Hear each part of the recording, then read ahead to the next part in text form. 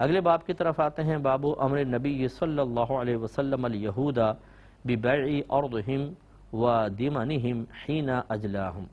جب نبی کریم صلی اللہ علیہ وسلم نے یہودیوں کو جلا وطن کیا تو انہیں حکم دیا کہ وہ اپنی زمینیں اور گھروں کے نشانات فروخت کر دیں۔ تو یہ مطلب جب سرکار مدینہ منورہ تشریف لائے تو یہود کے ساتھ باقاعدہ معاہدہ ہوا، وہاں رہتے تھے، لیکن جب انہوں نے عہد شکنی کی، وعدہ خلافی کی، تو سرکار نے ان کو مدینہ بدر کیا اور باہر نکالا جلا وطن۔ تو اس وقت یہ بات ذکر کی جا رہی ہے۔ تو اس پر حدیث کوئی نہیں لے کر آئے، بس یہ ایک باب قائم کر کے حدیث نہیں لائے۔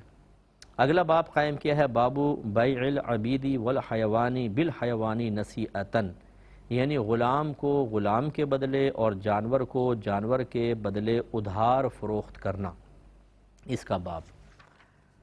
تو اب اس میں 2228 نمبر حدیث پاک ہے۔ ویسے تو یہ ہے کہ پہلے اس میں عنوان کے اعتبار سے دیکھ لیں، کیونکہ حدیث بعض اوقات امام بخاری کے جو قائم کردہ باب ہیں ان سے مطابقت نہیں رکھتی، میچ نہیں ہوتی ہے۔ تو اصل یہ ہے کہ اگر آپ یوں کریں کہ ایک بھینس آپ نے کسی کو کہا یہ بھینس لے لو، میں آپ کو بیچ رہا ہوں، اور اس کے بدلے میں ایک اور بھینس مجھے بعد میں دے دینا، تو یہ شرعاً جائز نہیں ہوگا۔ یہ مطلب یہ کہ ادھار اس طرح بیع نہیں ہو سکتی ہے۔ نقد تو ہو سکتی ہے کہ ایک بھینس آپ کے پاس ہے، دوسری اس کے پاس ہے، مثلا وہ دودھ والی ہے اور یہ دودھ والی نہیں ہے، اسے ایسی بھینس کی ضرورت ہے جس کو وہ پیگننٹ کروائے اور بعد میں اس سے دودھ حاصل کرے، اس کو بچے کی ضرورت ہے، اور آپ کو دودھ بیچنا ہوتا ہے، آپ کو دودھ کی ضرورت ہے، تو یہ ہو سکتا ہے کہ آپ اس طرح کریں کہ میں اپنی گائے بھینس تمہیں بیچتا ہوں، تم اپنی بھینس اس کے بدلے میں مجھے بیچ دو، یہ جائز ہے۔ لیکن یہ نقد جائز ہوگا، ادھار منع ہوگا، بس یہ اس کا اصل ہے۔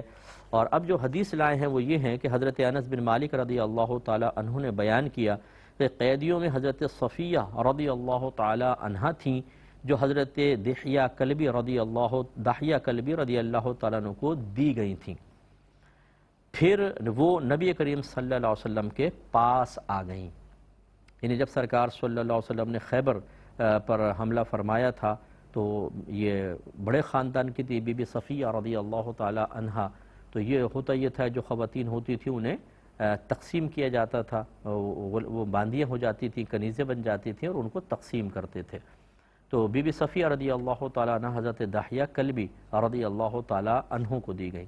پھر کسی نے نبی کریم صلی اللہ علیہ وسلم کو بتایا کہ وہ اعلیٰ خاندان سے ہیں، مناسب ہیں کہ وہ آپ کے پاس ہوں تاکہ ان کی اسی حساب سے قدر بھی ہو۔ تو رحمت کونین صلی اللہ علیہ وسلم نے یہ جو ہبہ تھا گویا کہ اس سے رجوع فرمایا اور ان سے وہ واپس لے لی، اور پھر باقاعدہ آپ نے ان کو آزاد کیا اور ان سے نکاح فرمایا تھا۔ تو یہ واقعہ، تو اس کا مطلب یہ ہوا، یہ تو خیر اب دیکھیں عنوان سے مطابقت تو نہیں ہے، لیکن یہ ہے کہ ہبہ سے رجوع جائز ہوتا ہے بعض صورتوں میں، جیسے یہاں پر تھا۔ بابو بیع الرقیقی، غلام کی بیع کا باب۔ اب یہ غلاموں کا دور تو نہیں ہے، لیکن بہرحال برکت کے لیے ہم حدیث کو پڑھ لیتے ہیں۔ 2229 نمبر حدیث پاک ہے، حضرت ابو سعید خدری رضی اللہ تعالی عنہ بیان کرتے ہیں کہ جس وقت وہ نبی کریم صلی اللہ علیہ وسلم کے پاس بیٹھے ہوئے تھے تو انہوں نے کہا، یا رسول اللہ، ہم قیدی عورتوں یعنی باندیوں سے جسمانی تعلق قائم کرتے ہیں، پھر ہم ان کی قیمت کو پسند کرتے ہیں، تو ان سے عزل کرنے کے متعلق آپ کی کیا رائے ہے؟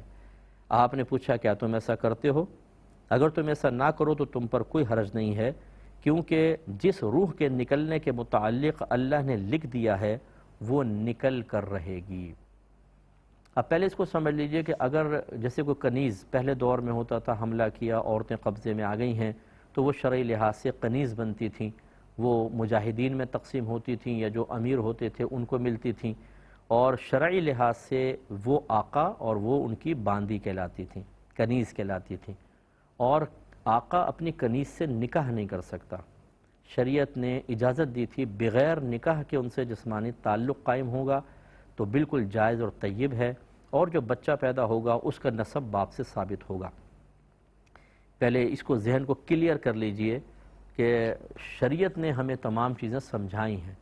زنا کا تصور شریعت نے دیا ہے، نکاح کا تصور شریعت نے دیا ہے۔ آپ ایک شریعت کے دیے ہوئے نکاح کے تصور کو بنیاد بنا کر اسی شریعت نے جب کوئی اور قاعدہ قانون بیان کیا تو اس پہ اعتراض نہیں کر سکتے ہیں بغیر نکاح کے.